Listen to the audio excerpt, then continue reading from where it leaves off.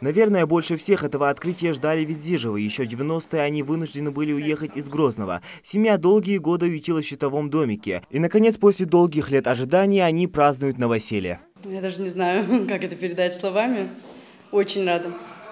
Благодарны всем, кто принимал в этом во всем участие. Новые квартиры предназначены для вынужденных переселенцев из Чечни, пожелавших остаться в Ингушетии. Праздник открытия вместе с жильцами разделяет глава региона, а также замруководителя федерального Минстроя Юрий Гордеев. Радостно видеть, что данная программа дошла до своего логического завершения. Где-то, может быть, не все объекты, которые были запланированы, построены. Не на все нашлись средства, я имею в виду. Но все равно это очень радостное событие, что возможно обеспечить такую большую потребность и решить такие большие задачи. Завершаем одну из таких проблемных программ социального характера. Это обеспечение вынужденных переселенцев жильем. Да, понятно, что и среди этих людей, которые сегодня квартиры не получат, есть те, которые обращаются в суды, где-то решают вопросы. Я уже говорил, что по этому поводу с отдельной категорией мы будем отдельно работать, но в целом эта программа сегодня завершается.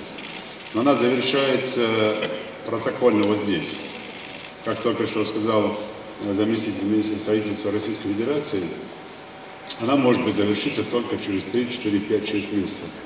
Когда вы освоите это все жилье, когда вы, те, кто жил до сих пор в частных домах, научитесь жить в квартирах. Почему? Потому что культура проживания в квартире – это совершенно другая культура. Вы должны понимать, что квартира на 8-м, 7-м, 4-м этаже, она не просто отдельное жилье, это связанное одно звено всего дома, всего комплекса. Глава региона призвал новоселов следить за порядком как в доме, так и на прилегающей его территории. Юнусбек Евкуров также обрадовал жильцов приятной новостью. Совсем скоро рядом откроют новую школу. В планах также строительство ряда социальных объектов, детского сада, поликлиники, спортплощадки и объектов инфраструктуры. Глава региона также отметил, сегодня два праздника – открытие домов и день рождения народного мэра Алихана Тумгоева. Имениннику вручают почетную грамоту. Он очень меня просил открыть городок. Мы хотели месяц назад открыть. Но Алихан попросил, день рождения, давайте откроем. Да, Алихан? Мы любим говорить, что Алихан народный мэр. Он и есть народный мэр.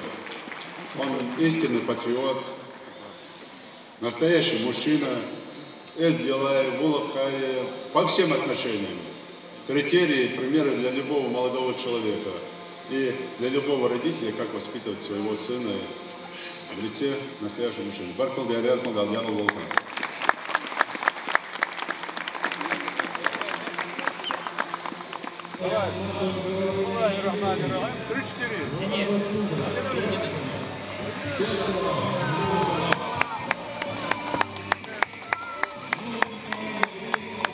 Новоселам не терпится осмотреть новые апартаменты. В 9-этажных домах квартира от 1 до 4 комнат. Для удобства перемещения по высотке предусмотренный лифт, а на улице благоустроена детская площадка для самых маленьких жильцов и небольшой сквер. Всего же в микрорайоне Юбилейный в рамках реализации программы социально-экономического развития Ингушетии построено 7 домов, 3 из которых были введены в эксплуатацию весной этого года. Сейчас же обладателями долгожданных квартир стали 450 семей. Зимхан Калоев, Султан Булгучев, Новости 24.